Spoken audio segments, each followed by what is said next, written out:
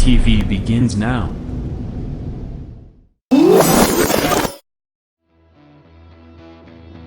Are you ready? Ladies and gentlemen, strap yourselves in for the wildest thrill ride of your life. So grab a snack and sit back because we're about to throw it down. We've got the best three-wide action door-to-door racing on the turn number 4 you'll find on iRacing, right here live on the Full Velocity Racing Network.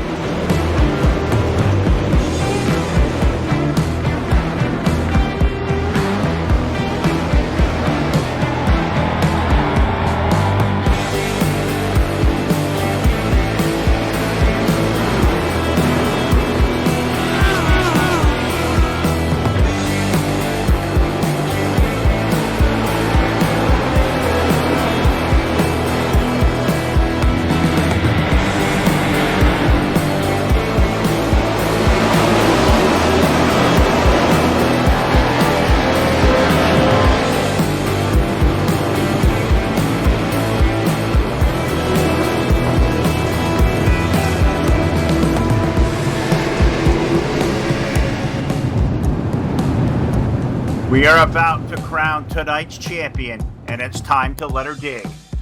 We're restacked and repacked up for turn number 4. Who's it gonna be?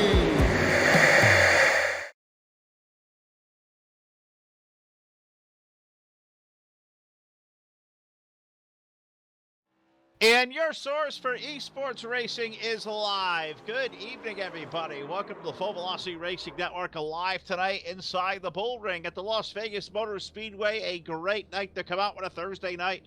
It is EastWest Promotions Modified Tour night, and it comes to you live via Facebook Live, YouTube, and Twitch TV. What is going on, everybody? Phil LaCasse here, Jack Chewin on the controls, and joining me once again this week, our good friend from the bottom of the podcast, Mr. Jeff McConey.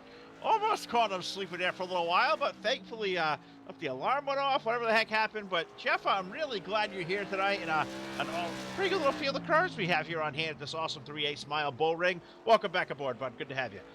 Thank you, much appreciated. It's great to be back. Yeah, I was watching the Purdue basketball game, and then I fell asleep on the couch. I woke up at 8:53 and said, "Oh shoot, I'm running late," but we made it. I'm ready to go.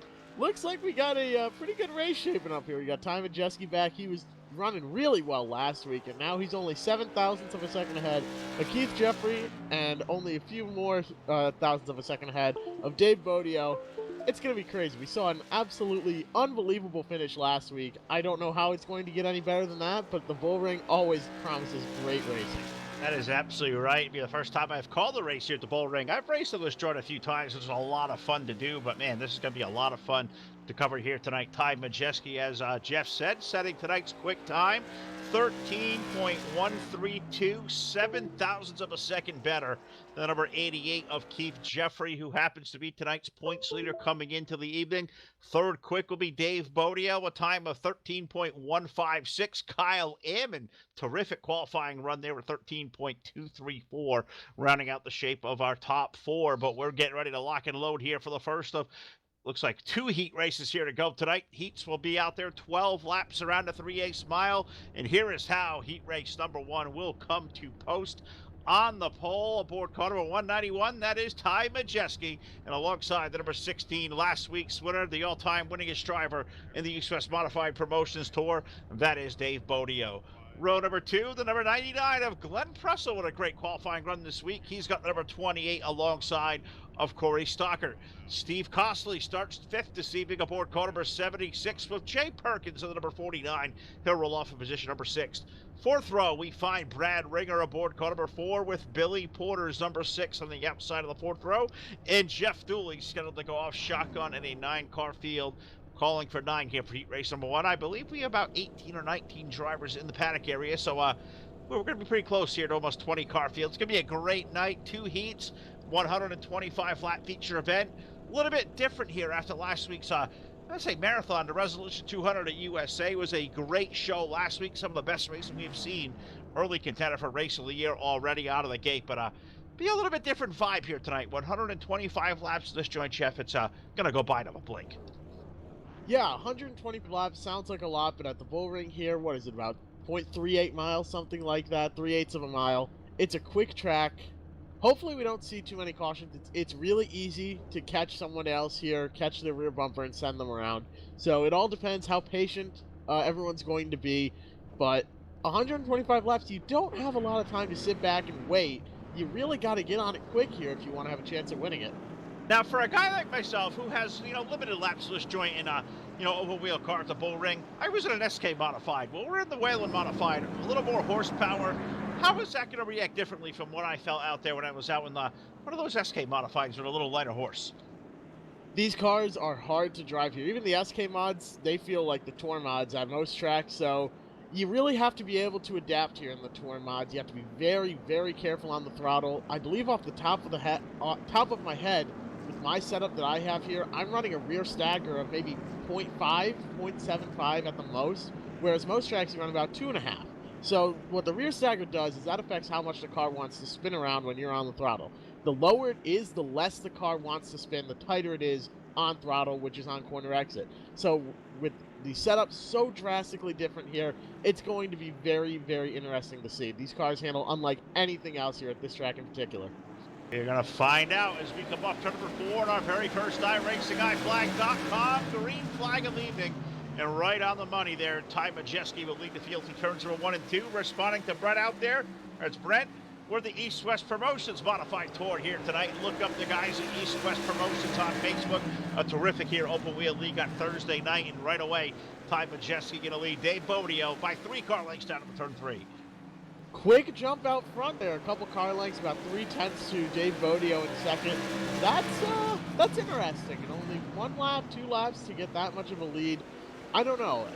The biggest thing that tells me is that lap traffic is going to come up quickly here, and I know from experience lap traffic is huge, so we have to keep an eye on that for the future event.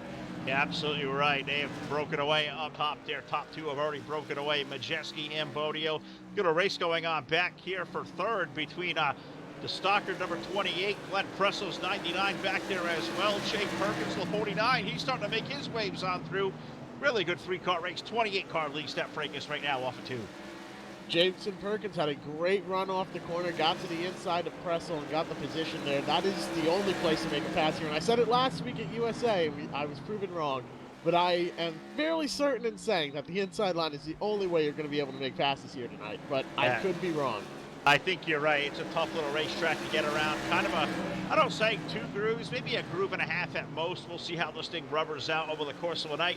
Got to say hey to Scotty over there, watching on Facebook Live. Scotty and the boys from Williams Grove, PA, out there rocking again tonight. We appreciate you guys tuning in, Scotty. You support us here in a big way. We're happy to have you aboard. Hope you enjoy what is going to be an awesome night here at the Full Velocity Racing Network. Already 8 laps in, going to put 9 on the board of a 12-lap heat. And you said lap traffic going to play a key. Well, top 2 have already lapped one of those cars. Majeski and Bodio, they stay nose to tail off of 2. I'm watching this battle for 4th place right now with Glenn Pressel. He just stuck his nose to the inside of Jason Perkins, went for the dive bomb and stuck, which is good to see early on because you want to have as much grip as possible down there. I went and checked. It's about 0.625 that you're running on the rear stagger here at this track. If you race these cars and you're building your own setups, you know how unbelievable that is. That is just way lower than any other track. So these cars are driving. It's a one-of-a-kind track. It feels unlike any other track that you race at here, as Pressel tries to make a run for 3rd place. He's doing a really good job there in the 99, trying to make his way under Stalker as we put 1 to go here. White flag on the speedway, 1 more trip around, and that little race for 3rd is good. We have a little race brewing for the lead over here, heading into 3 and 4. Majeski and Bodio, 2 of the heavyweights off the corner. Checkered will go in the air. Ty Majeski will take down the winning heat race number 1. Give Bodio position number 2. That awesome battle for 3rd will go to Corey Stalker. Glenn Pressel finishes up 4th, and my timing and scoring goes jumping all around me. 5th will go to Jay Perkins, the 49, Steve Costley, Brad Ringer, and Billy Porter making up the 8 cars there, but took to the speedway for heat race number 1. So once again, welcome to the Full Velocity Racing Network, y'all. If you're out there watching us, do us a favor, like our link out there through social media, share our link all over the place, let everybody know about some of the best racing that you can find on the asphalt in these open wheel modifieds on Thursday night. It lives right here at the Full Velocity Racing Network with the EastWest Promotions Modified Tour, and really happy to have you aboard. So you guys out there watching, listening, Share our links out there, and I see Joel out there watching. Joel, thank you, buddy, for tuning in. Hello to you as well. Hope all is going good as we've got, it's like 8 or 9 drivers ready to rock and roll here, Jeff. Heat race number 2 about to take the grid. Yeah, they're all ready to go. They jumped on the grid pretty quickly. Keith Jeffrey on the front row. He's going to be starting first with Kyle Ammon on his outside. Scott Bryant in third. Steven Rogers finishing up in row 2 in fourth. Be Kyle O'Danick going to roll off in a 21 car. Kyle will start off for position number 5 here. Zach Murphy's number 29 on the outside of row number 3. The number 54 of Steve Mastro inside that 4th row. He is flanked by the number 5 of Tom Scully.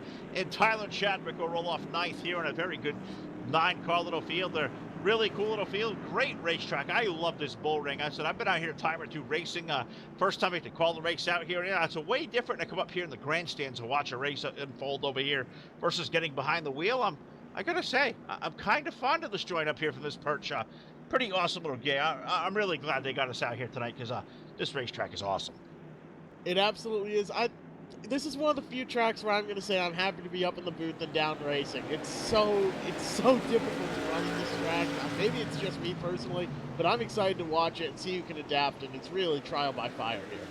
Really is. As we go under the iRacingIFlag.com green flag, and Keith Jeffrey jumps on that Jim Beaver Esports car number 88. He'll lead the field off turn number 4, completing lap number 1. Scott Bryant in the 38. He'll jump up to second. Steve Rogers, Kyle Ammon. Kyle O'Danick, now we're going to keep an eye on the 21 and see to the low side.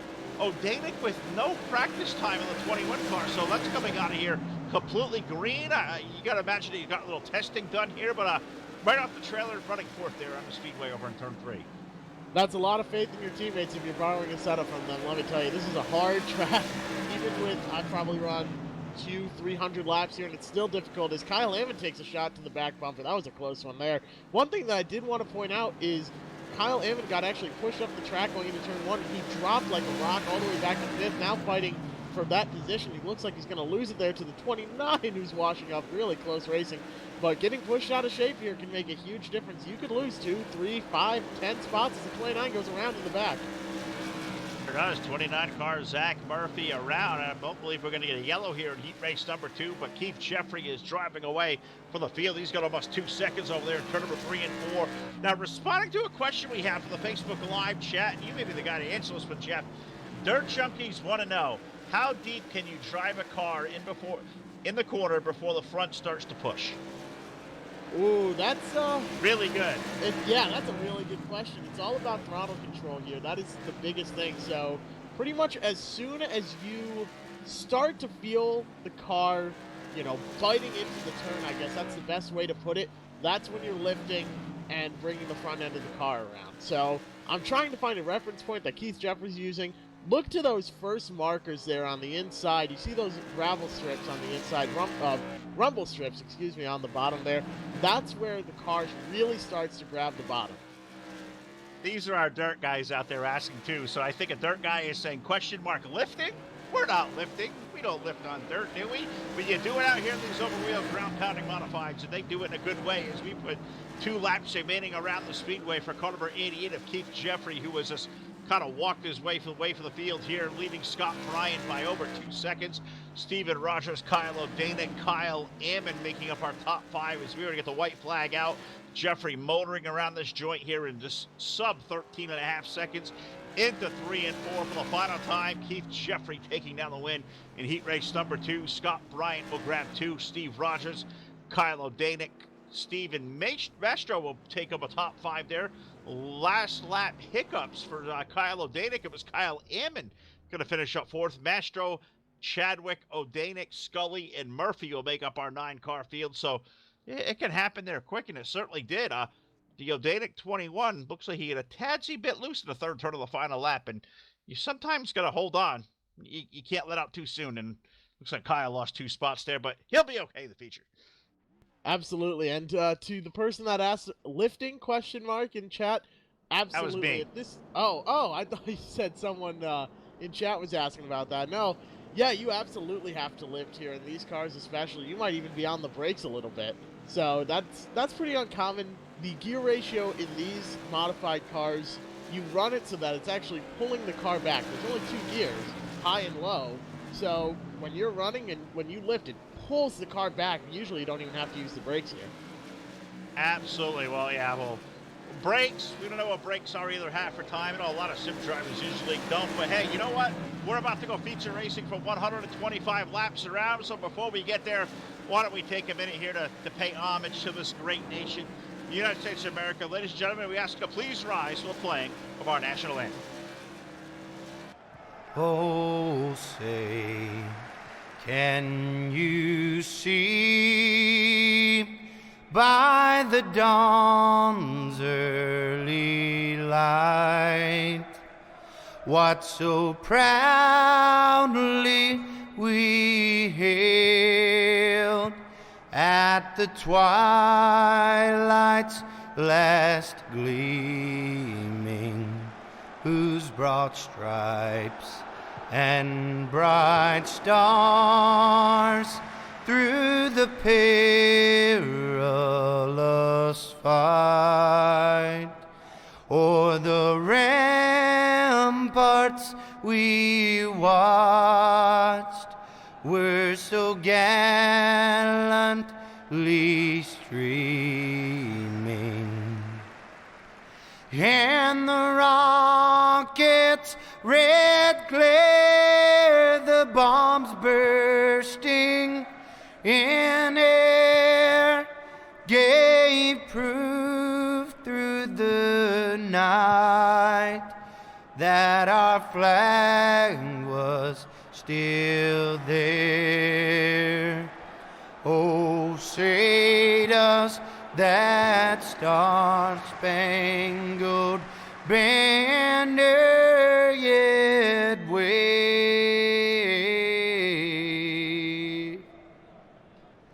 o'er the land of the free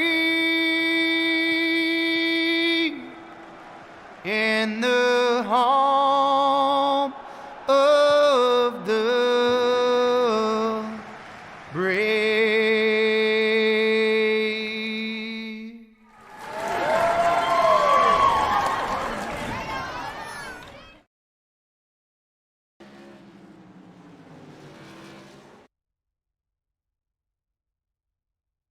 All right, we're back here live. We're ready to rock and roll on the Full Velocity Racing Network. I thought I saw 5 minutes. It said 3. It was a perfect enough time there to put that anthem in there before we get racing. Great to have you aboard here.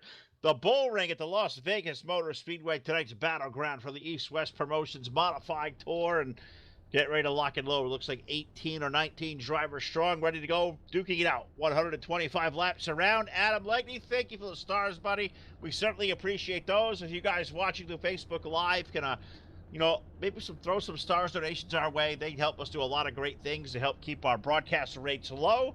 They help us keep ourselves accessible out there every night to all you guys out there watching through the Full Velocity Racing Network. Stars donations, gang, they do a lot of great things. We appreciate all you can throw our way. Adam, the first one of the night, we certainly appreciate that. Want to say hello to John O'Danick, as well as we're going down there trackside now. Jeff, we've got, looks like 19 drivers ready to lock. 125 laps. This is going to be a lot of fun, buddy. Let's not miss a minute. Let's go straight to our Voiles Trucking starting lineup. Absolutely, that sounds great to me. Starting on the front row, Scott Bryant in first place, Dave Bodio in second. Row number 2, the 88 of Keith Jeffrey on the outside of him. A great run last week for time adjustment. We saw him making some great runs through the field. Starting in 5th is Corey Stockert. In 6th, Steven Rogers. 7th, the 99 of Glenn Pressel. 8th, Kyle Ammon in the 17. Jason Perkins with a great run there. Last week he was doing well. In 9th place, Steven Mastro in 10th. Rolling off 11th tonight will be driver of car number... Phil, get your timing and scoring right. That would help to do the lineup, wouldn't it? Rolling off 11th tonight aboard car number 76 will be Steve Consley, Tyler Chadwick on the outside with car number 09, Brad Ringer in the number 4, Kyle O'Danick in the 21, roll off 14th, Billy Porter in the number 6 with Tom Scully's number 5, Jeff Dooley in the 99, and Zach Murphy with car number 29. We're scheduled for 18. I believe we've got 17 of the 18 out there, so that'll be a good show as they work their way into turns number 3 and 4. Scott Bryant with the redraw going to lead them to the iRacingIFlag.com. Great flag in the air. That is correct. Jeff Dooley did not take the green flag. He's the winningest SK modified driver last season. Unbelievable in those cars, but I don't know how he feels about the tour mods. As Dave Bodio dives to the inside and the 38 is all the way on the outside, but Jeff's going to take advantage as well. He's stuck up high there. You can see Scott Bryan. He's a good race car driver in his own right, but probably the 3 fastest cars here at the Vegas Bullring this evening. Well, they're now going to make up our top 3. Bodio, Majeski, Keith Jeffrey. They go nose to tail. Bryan's still stuck up high. He'll lose the 4th spot. 2 is at the stalker number 28. Corey having a good run early. Scott Bryan for the pole. Dropped all the way back to 5th this time off the board. Oh, he's dropping further back. Jason Perkins gets a run, and he might be able to squeeze to the inside, but it doesn't look like it. The 17 of Kyle Ammon is going to take advantage as well. It's like I mentioned in the heat races. As soon as you get to the outside, you can lose so many spots. He's now finally falling back in line in 7th place. Yeah, 8th place. 8th place, yeah, losing 7 spots there off the opening lap. Just got stuck in the outside lane, and now already 5 laps on the board. Bolson There's a wreck. Scott Bryan. Oh, we're wrecking over turn 3 and 4. Yellow, yellow, yellow on the speedway. Hard-ass racing brings us our first Team Hard Motorsports yellow flag of the evening. And slowing on down, we had some contact over off the exits of turn number 3 and 4. I believe it may have included the legs of Brad Ringer, and then number 4, and I believe also Steven Rogers of the 89 may have kind of had a piece of the action. So our first yellow flag of the night. Give us our first full velocity instant replay, and all instant replays here at the network. Brought to you by J-Max Journey. Check out all what Jonathan's been up to in his quest to beat leukemia. Check him out now at jmaxstrong.com. Let's check out the replay here. Looks like Ryder's got a little squirrely. I think he maybe got into the back. Was the 4 car over there? I think Billy Porter may even had a little piece of this one back there. Tough to tell where I was sitting. Yeah, Brad Ringer got into the back of the 89 after Steve Costley in the number 76 checked up, and it was just a pileup from there. Brad Ringer got driven into the back of by the 54, Steven Mastro, who got driven into by Tyler Chadwick, and then it was just all downhill from there. Looked like the 29 and the 5 both took hard shots to the front. You got to wonder if they've got engine damage now, but just a racing deal here. It gets really tight here. 1 person checks up and 6 cars get involved. How much do you think maybe that potential motor damage really going to play a detriment here at a place like the Bullring? It's a short track. You feel like you're going to lift out of these corners early, let the car really bite. Is that maybe going to allow a guy maybe down on power to drive it through deeper to the corner? Is that going to be really a big hindrance, or could that maybe help an ill-handling race car? Well, if I had to choose a place to get engine damage, I think it would be a place like this because it has the most time off throttle than pretty much any other track. So, like you said, he might be able to dive it in a little bit deeper, but he loses the runoff. So they dive it in. They better make sure their car can handle it on the bottom and have a lot of grip, hold the inside line, maybe even get all the way down to the apron where it's completely flat. I've seen that. Truth be told, I've done that. And you can just get down there and wheel the car around. So if you've got engine damage, you got to make sure you've got the grip to match it, maybe make some adjustments in the pits.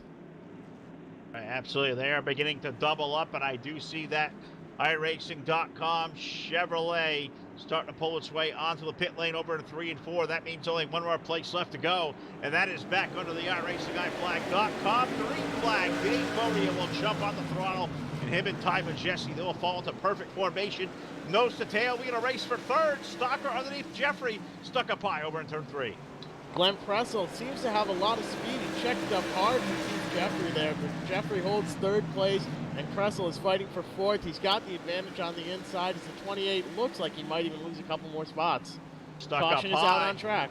Yeah, yellow is indeed out on the speedway. We got another car around in our second Hard-Ass Motorsports, Team Hard Motorsports, yellow flag of the evening. Let's see who this one's going to find here. I believe was that the 6 of Billy Porter involved, and I believe also Tom Scully in the number 5 got a piece of this as well. So 6 plus 5 equals our second yellow flag of the night, and we slow it on back down. And this is old school short track racing, something we do out in the open wheel modified from Stafford Motor Speedway, Jeff, on Friday nights during the summertime. And we're kind of used to these short little 125, 150 lap races.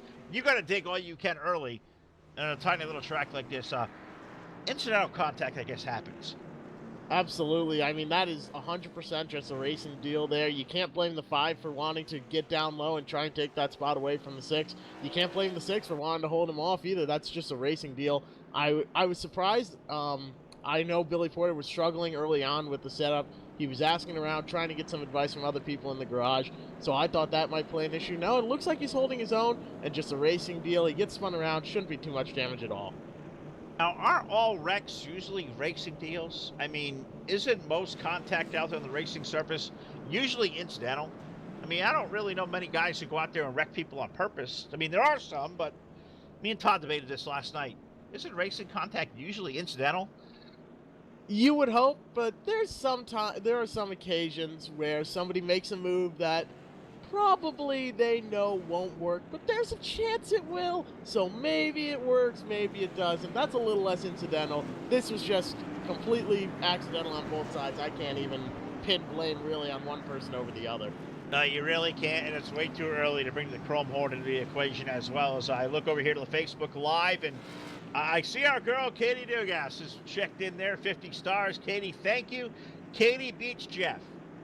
Katie always beats Jeff. And if Jeff Brown's out there listening, she just threw one down on you. So if our buddy Jeff from iRacingGuyFlag.com will come over here, maybe throw us some stars. The competition between him and Katie rages on as we go back under that iRacingGuyFlag.com green flag. And right away, Dave Bodio, not quite the restart he got in the last one, but he'll carry Majeski by 2 car lengths over in 3. I was amazed at that second heat race. Keith Jeffrey seemed to be the class of the field. He won that race by over 2 seconds. I thought he would be faster than Bodio and Majeski because he and Majeski were a couple thousandths apart. But Bodio and Majeski are just pulling away here, and it's amazing to see. Really is, and they put 5 car lengths on Keith Jeffrey in about 2 laps. That's 3 really good fast cars. Little race going on back here for 4th is really good. Pressel, the number 20 at 99. Stockert with 28. Jay Perkins, the 49 back there. But we're going to slow the field back down. Yellow, yellow, yellow for the 3rd time now. Going to slow us down on lap number 20. So 3 early caution flags. This may be time for the starter and race control to maybe make a word with these guys. Settle down a bit. We know this gang can do a lot of green flag laps on a track like this. It's time, maybe time for these drivers now to maybe just kind of just find some time, mind their P's and Q's, and they're already being proactive, Jeff. A single file restart for the next restart, so I think that's a proper call.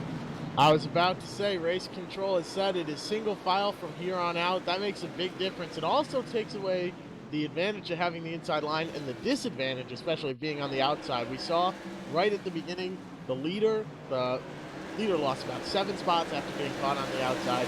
Now with everyone single file, you just get in line and you run.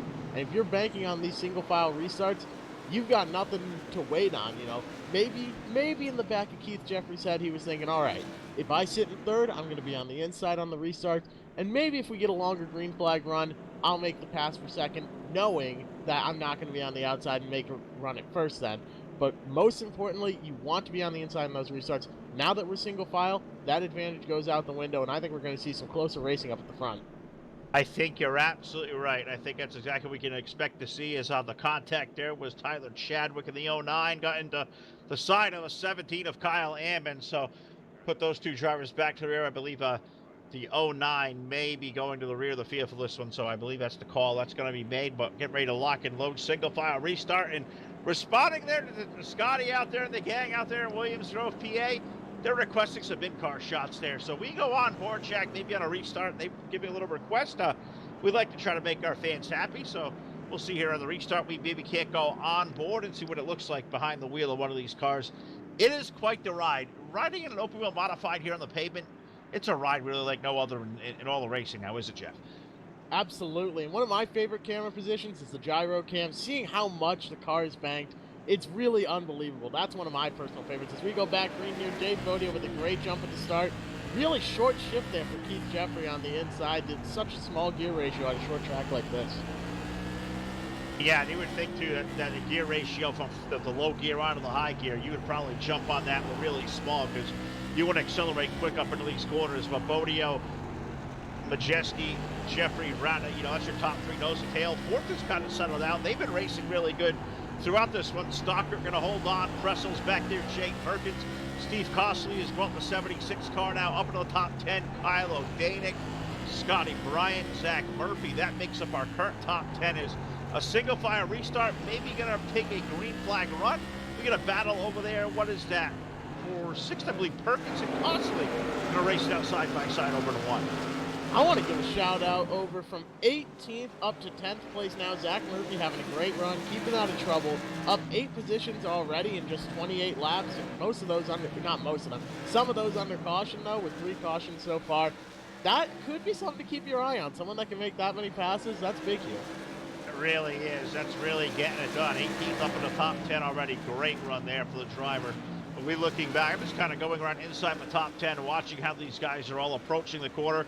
Top 3 have checked out, and I don't think that's a surprise to anybody who keeps up with EastWest Promotions and knows the skill level that we got. Speaking of change for the lead, Ty Majeski to the low side of Dave Bodio, so the 191 maybe looking for a little bit of, I don't want to say retribution, but, you know, whatever the word may be, looking to stumbling for the word. Rebound from that misfortune last week of a late race pass there. Bodio stole the win. Is it Ty Majeski's turn this week to take the checkered flag?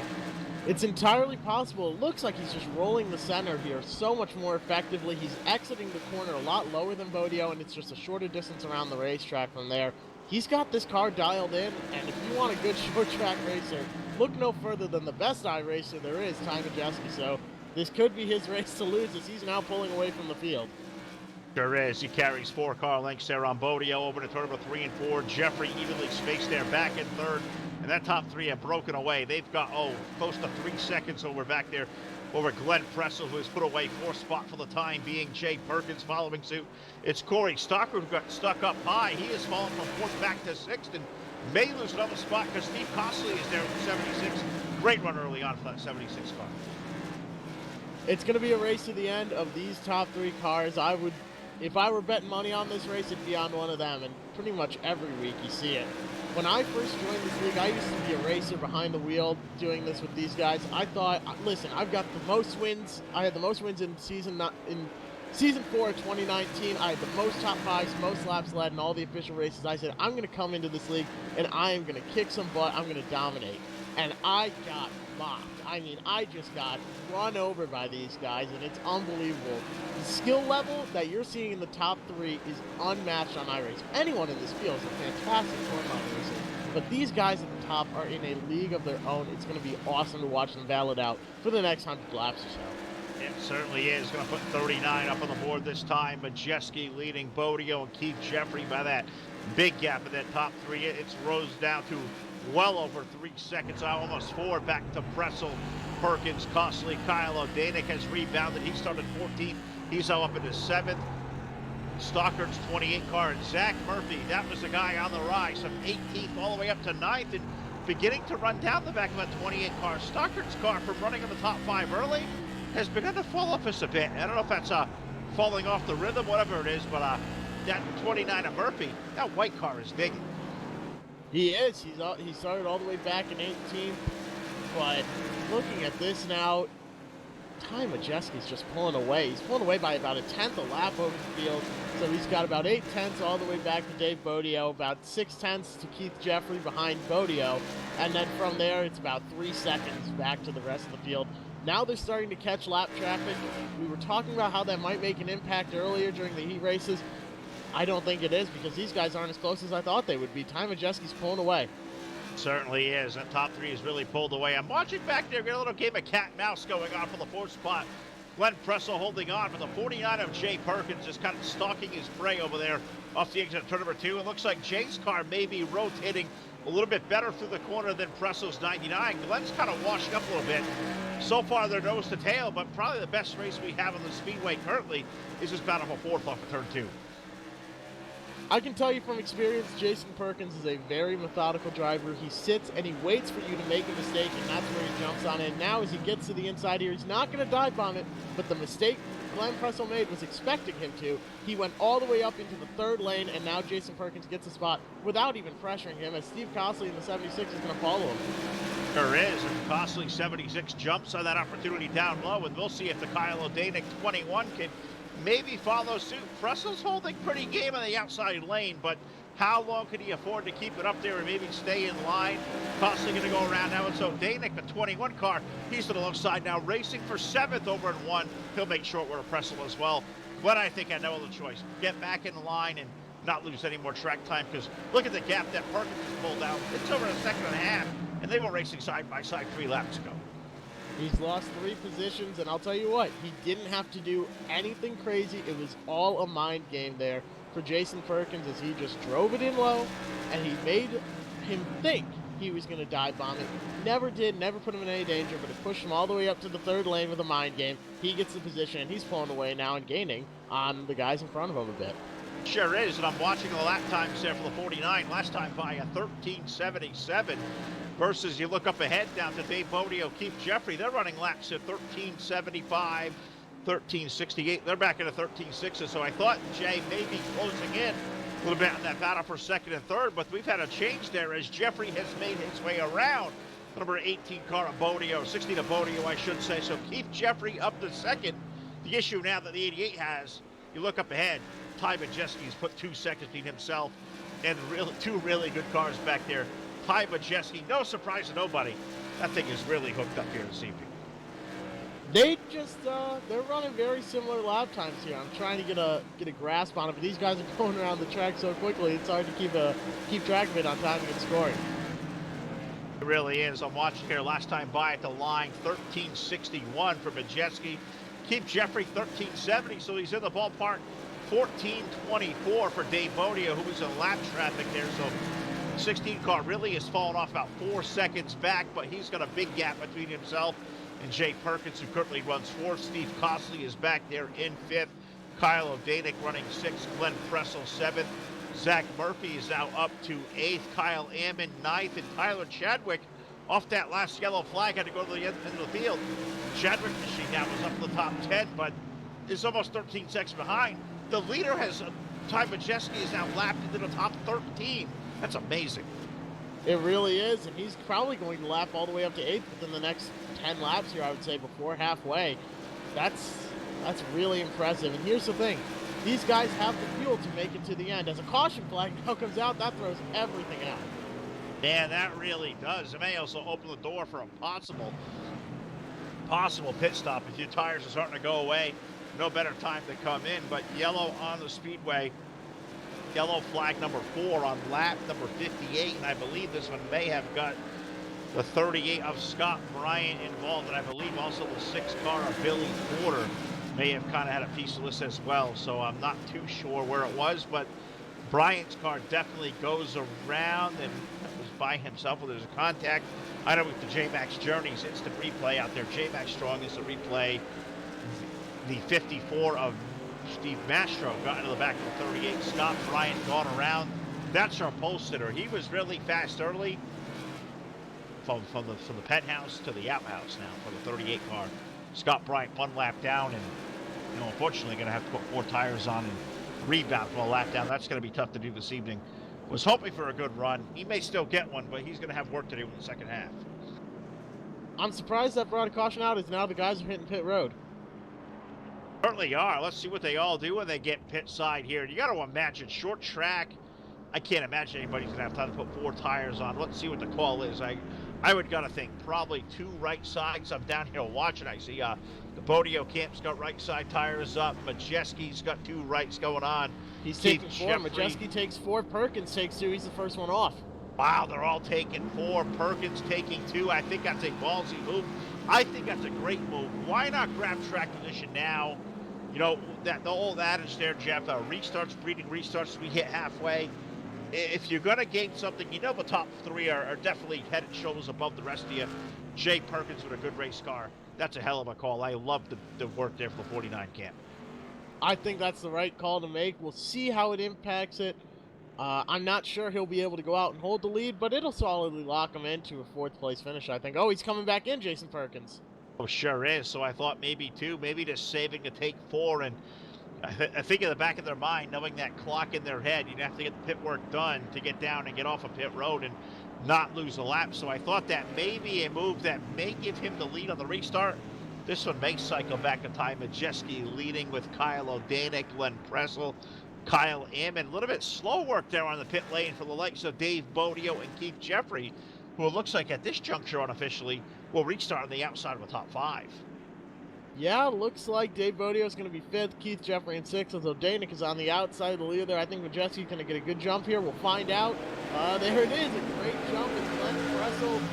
Can't get to the inside of O'Danick, but he's going to hold there. Bodio is going to have a lot of work to do along with Jeffrey to get back up to the front as the caution comes back out. Yeah, restarts, breeding restarts, and we got a quick one right there. Team Har Motorsports yellow flag number 5 finding us on lap number 65 is, I believe this one may have started around the 21 of Kyle O'Danick, possibly getting a little bit loose and checking anybody up over there. Tough to tell from here where that kind of started, but that's what I'm getting from race communication and chatter back there. Not sure if you found something quicker than me, Jeff. I know Jack will find your first reports.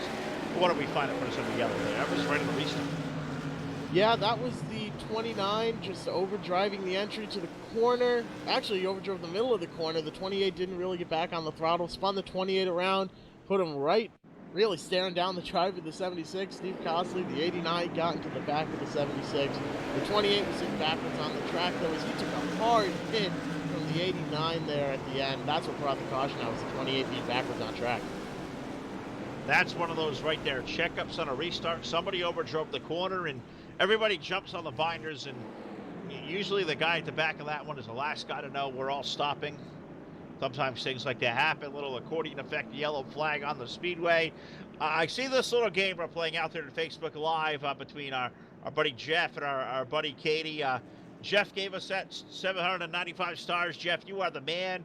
Now he's asking where Katie is went. I kind of wish Todd was here to jump on this one, but Jeff's asking, did Katie leave? Did she go get the crying towel? It's facetious out there. I know you're not hearing that every night, Jeff, but I'll tell you what. There is quite the little rivalry out there we have in the Facebook Live chat with these stars donations. And Jeff Brown, he's the man. iRacingIFlag.com. If you don't have an iFlag, you probably should not be iRacing at all. Probably uninstall your stuff. I know Jack's got an iFlag. Jack already has picked up a 2.5 seconds with a week with an iFlag. You have to get one now. iRacingIFlag.com is where you go. Pit box, pit board, he's got it all worked up. Check him out. I don't know if you've seen one of these iFlags in motion there, Jeff, but pretty dang cool. Oh, I have an iFlag and a digital pit box. Yes. I'll tell you what, it's essential. It's absolutely 100% necessary. I remember I was having some issues with it. My computer wouldn't read it. I didn't have the right COM port set.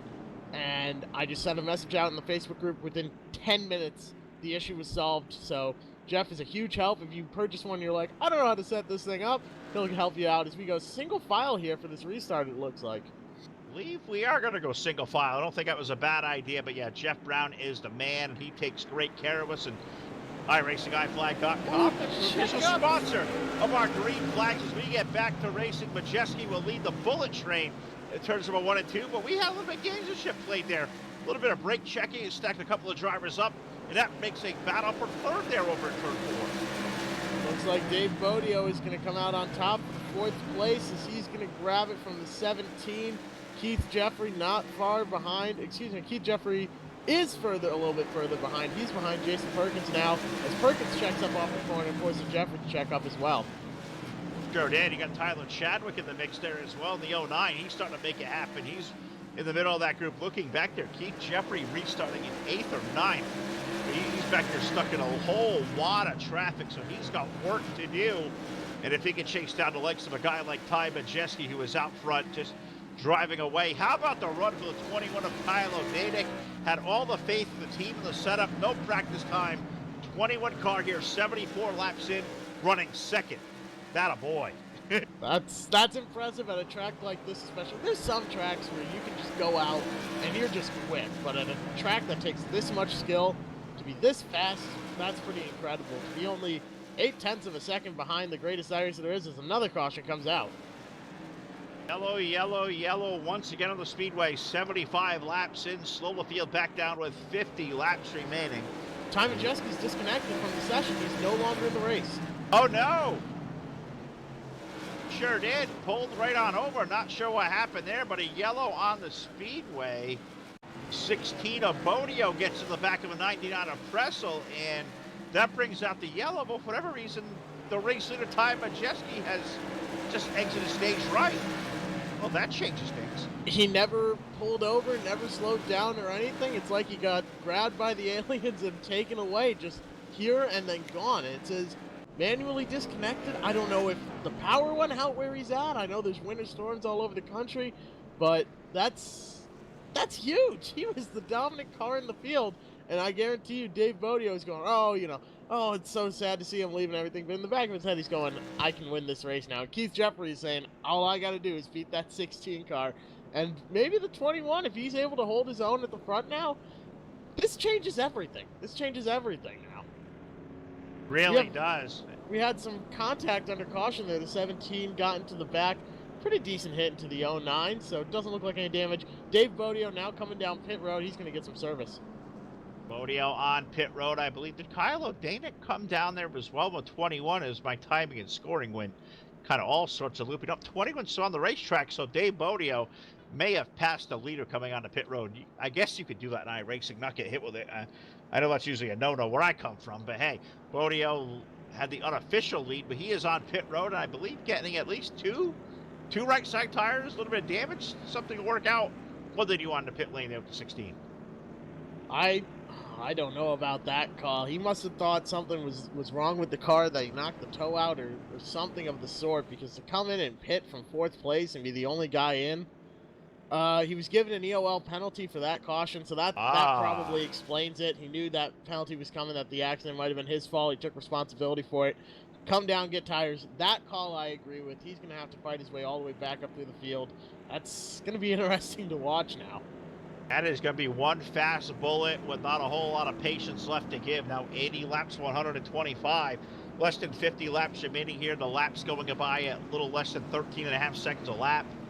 It's time to put your boots on to get to work. And we look up front now, and the race is into Kyle O'Danick's lap. Tyler Chadwick, Kyle Ammon, Keith Jeffrey, Jay Perkins in the top 5. Brad Rigger running in 6th. Glenn Pressel 7th. Steve Costley 8th. Zach Murphy 9th. Dave Bodio restarted the top 10. Looks like Steve Mastro with the 54 getting the wave around back to the lead lap. 11 cars on the lead lap. Let's go back under the iRacingIFlag.com green flag. There's some mayhem and confusion. I heard green flag, and everyone's still coming to the line there. I don't know if that's just an issue on my end, but I heard green flag, and my head snapped around.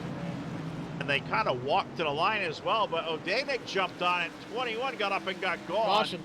And we're going to go right back under yellow. Not sure if that was confusion or if somebody got spun around, but there were definitely some scoring issues out there. I saw a couple of black flags got cleared from race control, so wonder, I believe that one may, I'm not sure if that came from a stand. Zach Murphy's 29 went around.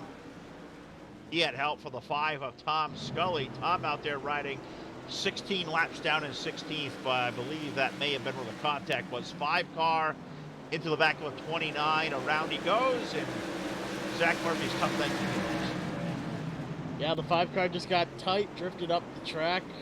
One of those things. He said, my bad, tight in is the word we're getting from race control for number 5 there. Just drifted up the track into him.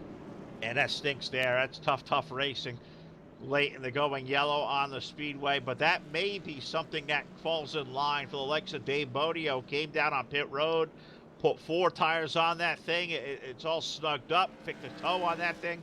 He's going to restart 9th. Now, we look at the board, 85, 125 laps of distance. Can a guy with the skill of Dave Bodio, we know the winningest driver in the series history, can he drive from 9th, getting up to the lead? We know coming in that Majeski, Bodio, Jeffrey were the 3 fastest cars. Neither one of them up in the race lead right now. This one may get really exciting here in the last 40. Keith Jeffrey's going to be restarting in 3rd place. I don't know if they're going to go back to single file restarts here or keep trying the double file. It seems like that's what causes a lot of issues here, but cautions breed cautions, as we know well. You can't count out the 88 yet, though. Even if it is a single file, he's just so consistently quick, and I think the 16 just might be too far back. I know there's about 50 laps to go, but at the same time, it's just, that's not really enough to pass enough cars, I don't think. 40 laps to go here. That's going to be tough to pass 6 cars, get all the way up to the front, when the guys out front have such an advantage with the clean air. You got to think a place like this, all a start and stop, start and stop. I mean, it really takes you off your rhythm as well. And this racetrack, I think, as we all know, Jeff, is probably one of the more rhythm racetracks of all the short tracks out there. Absolutely. Driving is a huge mental game. You have to be focused, running your groove. You have to be on top of your game, especially as we go double file here. And it's so easy to lose your concentration here. One tiny slip up at this track, which is easy to do, can really throw your whole rhythm. It's really a competition of mental toughness when it comes down to these last couple laps here. Under 40 to go. Under 40 laps remaining. Now we're going to restart with 88 going to go on the board. Could that be a lucky number for Keith Jeffrey to find his way back to the winner's circle, maybe maintain that grip he has on the points lead? Or how about Kyle O'Danick with 21? He is going to lead the field back to the green flag as it rolls back to the raceway, and 21 sprints out to the lead. Jeffrey using the inside lane, right away like a bullet. 88 car up to second and maybe looking for more. Battle for the lead off of 4. He's struggling on corner exit, the 88 is. He's just not getting that great run off like he needs to. If he can get that one tiny issue fixed, figure out what he's doing to get that car to come around on exit, he could get the lead here. And what he does not want to see is a caution before he gets to first place, because then he starts on the outside and he's at a huge risk of losing positions. Now, I tell you what, I love Keith, great guy, but I'm going to tell you what, for an old school modified guy like I am, going down Interstate 395 out here in the eastern part of Connecticut, you get down there and you find the likes of a number 21 modified down here for years and years, the Art Berry name, the Savory name, synonymous with 21. That is 2 names right there that are this lore. I am rooting for Kyle O'Danick out front. I am hoping he drives that car for all it's worth, but he leaves one of the best. Keith Jeffrey stalking him there in turn number 3 and 4. Come on, Kyle, keep that thing straight. Sorry, I don't really know. That's a Herculean task to stay in front of Keith Jeffrey. I've never been able to do it in the races that I've run here. It looks like he might poke his nose to the inside, thinks better of it. The 21 retains that lead, but the 88's got a good chance here. You got to wonder if he's just stalking his prey and waiting for the 21 to make a mistake. It just makes me sad, Jeff, knowing the age difference between us, knowing that legendary lore that 21 number has in the open wheel modifieds of the Northeast, man. I wish you knew some of the best, including the likes of, say, a mighty Mike Stefanik, Magic Shoes Mike McLaughlin, have all piloted a 21 on the Whalen Tour.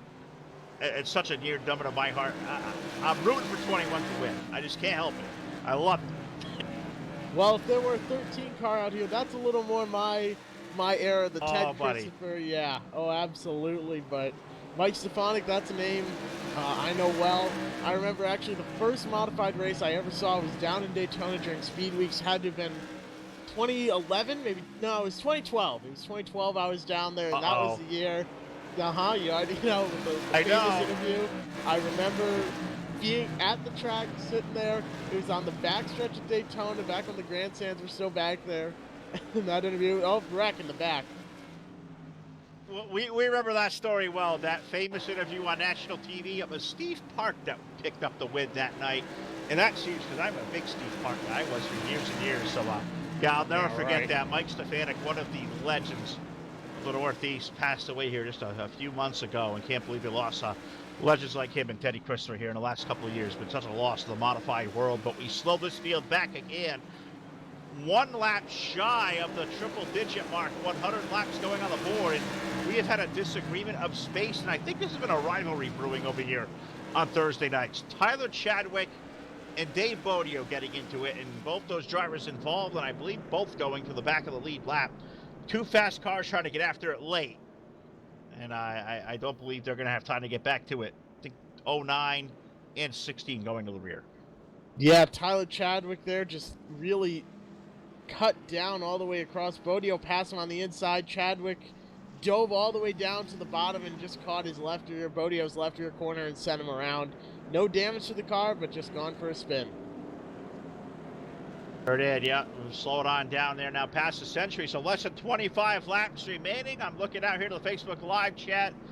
Bill Porter said we do a great job with the broadcast. Thank you. Thank you, Bill. Thank you for the compliment.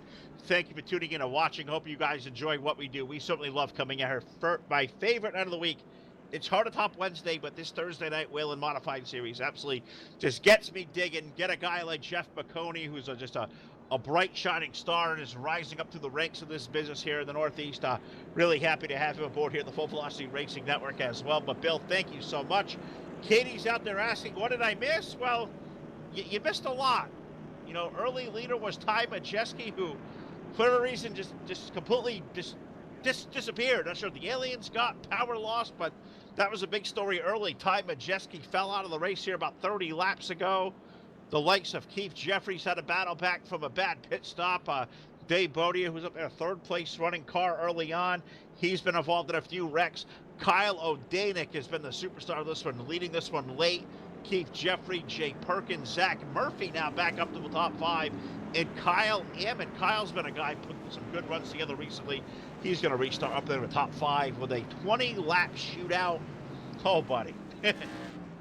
I want to give the hard charger award to Zach Murphy. 8th Yes. all the way up to 4th now. He's battled back for some adversity. Dave Bodio just having a rough time here, but coming in less than 25 laps to go. This is for all the marbles. You got to get out front now because there's just not much time left. That comes out to about 6 minutes of racing. Katie, you like hard chargers? Look up Zach Murphy. Maybe you can sponsor that guy here eventually. It's a hell of a run out here tonight from 18th up in the top 5 as we go back under the green flag. Can Kyle O'Danick hold off Keith Jeffrey? He's got 20 more trips around his 3/8 mile. 21 car. He'll grab the lead off the 4. Looks like he's going to hold it as Keith Jeffrey can't seem to get to the inside. What's most important is don't let him get to the inside.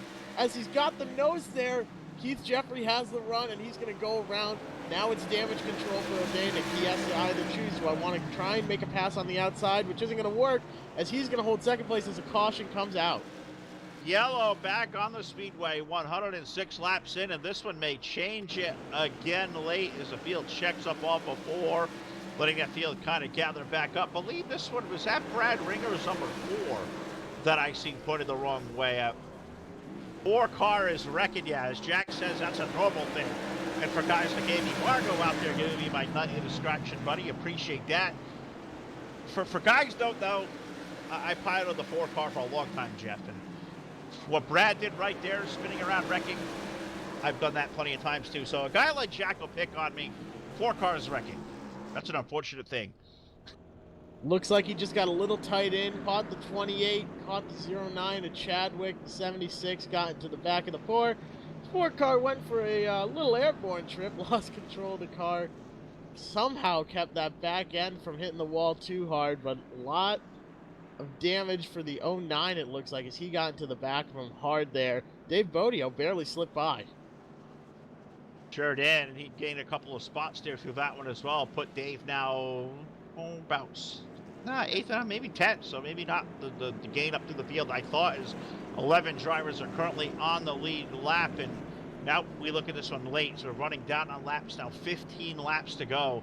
And Keith Jeffrey, where he has been multiple times this season as our series points leader, finds himself leading the way, but you look behind, you got Kyle O'Danick there's hungry. Jay Perkins, we know, is a really good driver. Zach Murphy, can he come from the back to the front of this thing? Glenn Pressel's had a really impressive night. You know, Steve Kosling's had a good run. Kyle Ammon's up there. I mean, can any of those guys up in the Super 6, can they maybe steal this one away from Keith Jeffrey, or is the 88 going to show that dominance that he has a lot of the night? Is it his race to lose? You know, it's hard to bet against Keith Jeffrey. I think this is his race to lose at this point. We'll see. I think Jason Perkins, if it's not going to be the 88, I think he's got the best chance of winning it purely because he's starting on the inside. If he gets a good jump on the restart, maybe the 21 slips a bit, he gets to the inside of there, he's got the best chance of beating Keith Jeffrey, but I don't see that happening. I think this is the 88's race to lose, and we'll have to see what happens. Certainly will. As we get ready to go back to racing, it looks like about half a lap away. Looks like lights will go out around a 3/8 mile this time, as I see Katie Dugas, 200 more stars. Well, I think I owe Katie a margarita for that one. I'm sure she'll appreciate that as well. Doing the best. If you have not checked out the Pit Pass on Facebook yet, look it up. Katie does an awesome job covering a lot of great leagues and a lot of great racing out there. Look her up. The Pit Pass by Katie Dugas is all over the place, and we love having her aboard here, part of the team of the Full Velocity Racing Network. Seen her out many nights of the week, broadcasting with our friend Robbie over at Backwards Hat. We'll give those guys a shout as well as we go back under green. A single file restart finds Keith Jeffrey leading O'Danick there, nose to tail off of 2. We say there's 14 laps to go, and that sounds like a lot, but when you think about it, that's under 4 minutes of racing left. 4 laps in a minute here, just under, about 52 seconds it takes to make 4 laps. Not much time here at all. We are on the last stretch.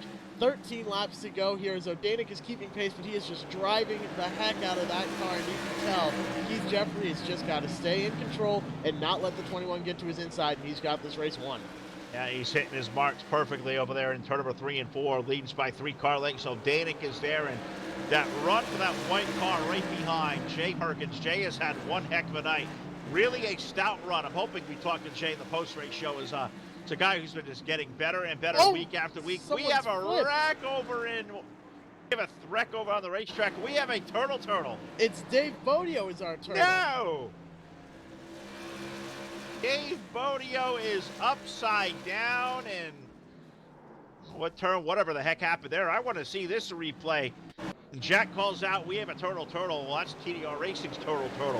Turtle means you are upside down with your wheels pointed to the sky, and the last time I checked, that's not how you go fast, and we know Dave Bodio knows to go fast. What in the world happened to the 16 to put him on his lid? What a strange caution. I just went back and watched it. He and the 16 and the 17, it looks like the 17 was a little tight off the corner, or a little loose off the corner, excuse me. The 16 got into the back of him. They both spun. Dave Bodio was like wedged in right at the entrance to pit lane, backed it up as the 17 was spinning around, and the 17 couldn't see him. He was in his blind spot as the 16 was pulling back on track. The 17 hit him perpendicular, and it flipped him over. He just dropped like perpendicular. Jeff, I'm glad you're an engineering guy. That's big words. I try to do this with Todd most of the time and drop big words like that, and I get him confused. I'm proud of you, man. That's a big word for a broadcast. Thank you. I appreciate it. You know, it's what I it's interesting going from engineering into broadcasting. That's my goal, but I figured I could do that better, and I can go from broadcasting into engineering. So we'll see how that works out. If anyone out there in chat, on Facebook, YouTube, or anything, can figure out why I'm going from engineering into broadcasting, let me know, because I can't either. So we'll figure that one out later, I'm sure. I'll tell you what, keep at them both. The money is in the engineering. Keep digging on that. That is where the work is going to come from. You will do well. You are a smart guy. And I love having this guy's insight here every Thursday on the Full Velocity Racing Network as we look like getting ready to go back to green, or maybe not. I thought the lights were out, but I guess that was reflection there off the headlights there. So we're going to get at least one more time around. And I want to think about this potentially final restart of the night. And I think it probably will be. Now, we know Keith Jeffrey's going to have that pace car. You know, he's going to be the lead car. What can Kyle O'Danik do differently that he may have been studying all night long? And after they're going to double up, that's even more tricky. That's clearly advantage 88 for doubled up. What can Kyle O'Danik do that maybe potentially give himself an advantage down to maybe outbreak the 88 down in turn 1? Spin the 88. That's one option. I don't think he'll do it. But oh man, it's really tough to win this race on the outside. You pinch him, and we have an old saying out there, you pinch, you pay. And look at the 88. He controls the pace. He stops on that loud pedal. He brings us back to the green flag. He will lead on Kyle O'Danik down to turn number 3 and 4. Battle of the white cars running over there in third. Jay Perkins and Zach Murphy. No, not our Glenn Pressel. That 99 has been solid all night. They've been nose and tail in the top 5 now off of 2. I don't believe there's any green-white checkers in this league. A caution from here will end it. 4 laps to go. Coming up to turn 4, it's going to be 3 to go. O'Danik is about 2 car lengths back. It's tough. I don't think he's going to be able to get to the inside of the 88 as he drifts a little high off the corner. Sure does, but he's got that car that's wide open as he's rolling on through 3 and 4. Back on the summer stand. Pops go 6 down. 2 more trips around. The 3-8 still a driver of car number 88. 2 car lengths to lead. Over in turns number 3 and 4, Keith Jeffrey, white flag in the air, 1 more trip around. Looks like another win maybe in sight. If Kyle O'Danik has anything to say about it, he better say it quickly. Coming into turn 3, Keith Jeffrey's got a 2 car length lead. As O'Danik gets a little bit loose, he's not going to have a run. It's going to be Keith Jeffrey winning this race. Keith Jeffrey taking down the win. Kyle O'Danik second. Jake Perkins will grab third, fourth for Zach Murphy. Glenn Pressel gets a solid top 5 effort here tonight. Steve Mastro for 6th, Scott Bryant 7th, Steve Costley is finish up 8th, Kyle Ammon 9th, Dave Bodio, strange to call Dave off the lead lap, 4 laps down, he'll finish up 10th, Brad Ringer, Tyler Chadwick, Corey Stockert, Ty Majeski, Steve Rodgers rounding out our top 15 with Tom Scully, Billy Porter rounding out our 17-car field tonight. From the Bullring at the Las Vegas Motor Speedway, Keith Jeffrey picking up yet another win. We will talk to him. We'll talk to hopefully the remainder of the top 3, and we'll do that next on our post-race show presented by BladeNo.com. We're going to jump over to Discord over there at EastWest, and we'll hope you'll join us too on your source for esports racing.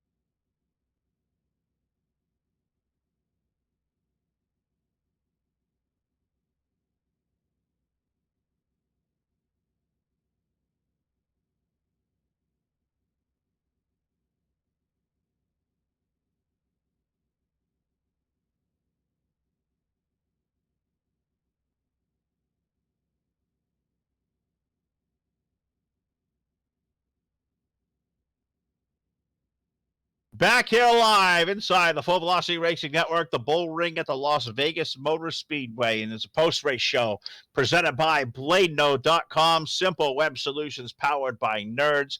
Great to have them aboard. Great to have you aboard this evening as well. Keith Jeffrey taking down the big win. Second place will go tonight to our buddy Kyle O'Danick. Third for Jay Perkins, who I don't think we'll get to, but we do have tonight's hard charter from 18th to 4th. Zach Murphy is down there trackside of my buddy Jeff McCormick.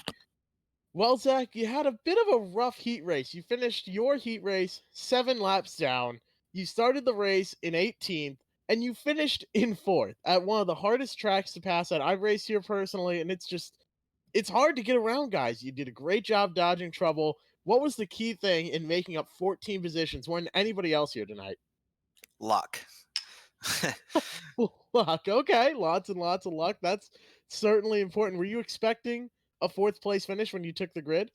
To be honest, I thought there'd be a lot of attrition tonight, and after spinning out in the heat race, I was a little disappointed. So I didn't think I was going to have a good finish. I was surprised. There was definitely, I think I had 22 incidents, so it wasn't an easy race. I was in the pits quite a bit, getting some work, but it seemed to work out. Certainly did seem to work out. Who do you have to thank for getting that car from all the way in the back to all the way in the front there? I'd just like to thank my team at SimCrow. We race weekly and worked on a set a little bit real quick before we got in here, but that's pretty much who I'd just like to thank.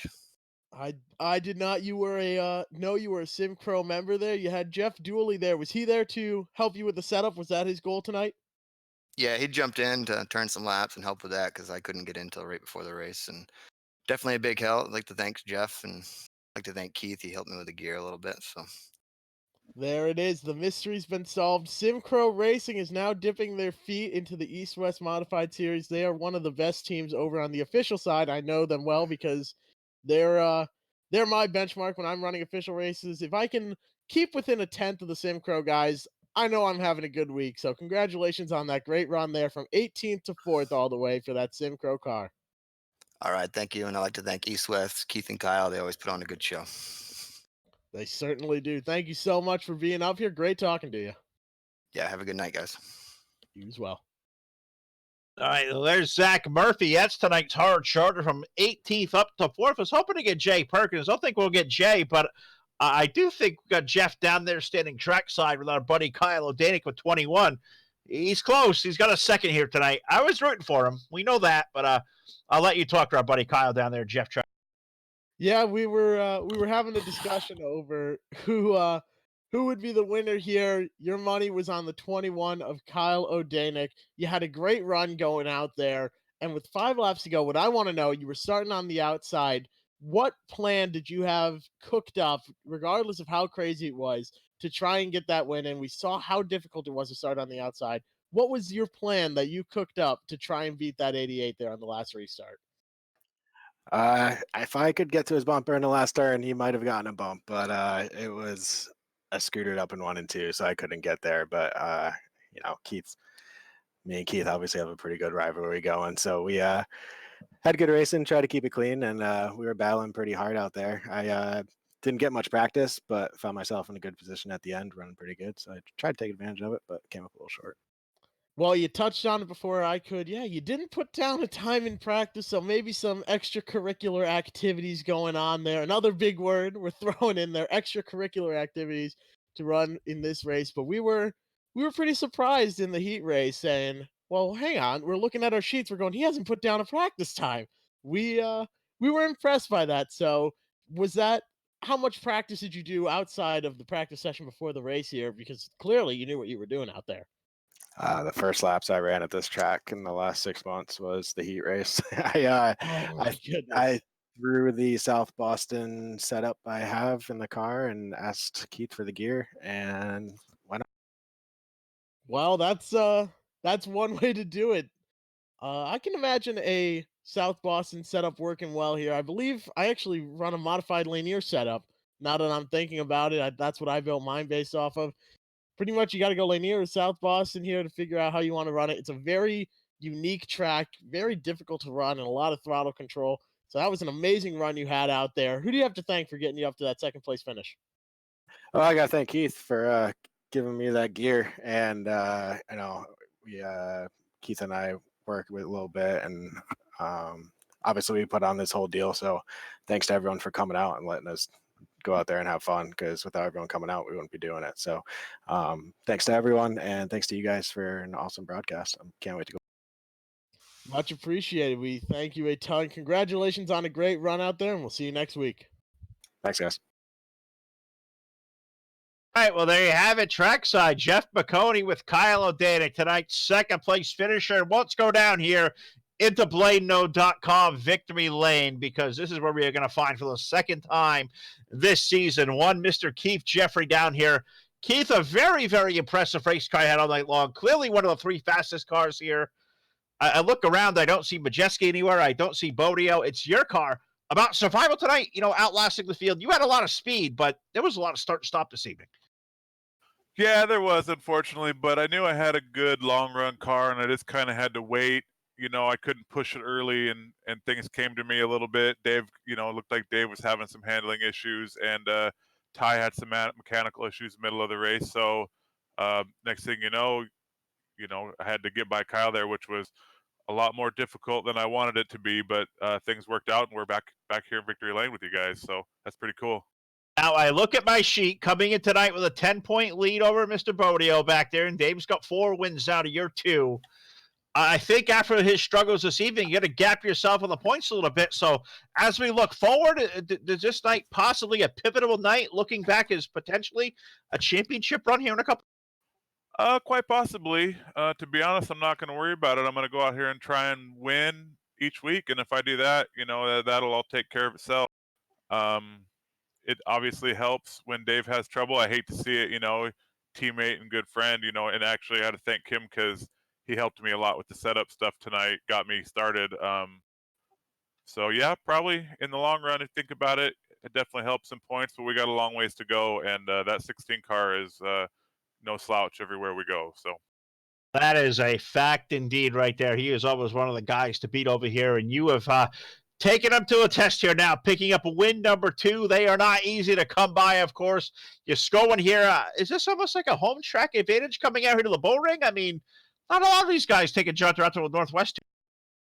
well, I'll tell you what, it's one of the few tracks we race at on here that I've been to in real life. So maybe that accounts for something.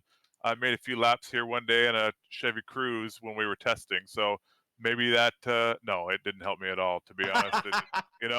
One of those things, it was my night. So Awesome. One of the best interviews in sim racing right here, folks. Keith Jeffrey, another win here on a Thursday night, extending the points lead. Now I know you got a lot of great people that help you make these cars go fast. The Jim Beaver Esports team, all their great sponsors behind you.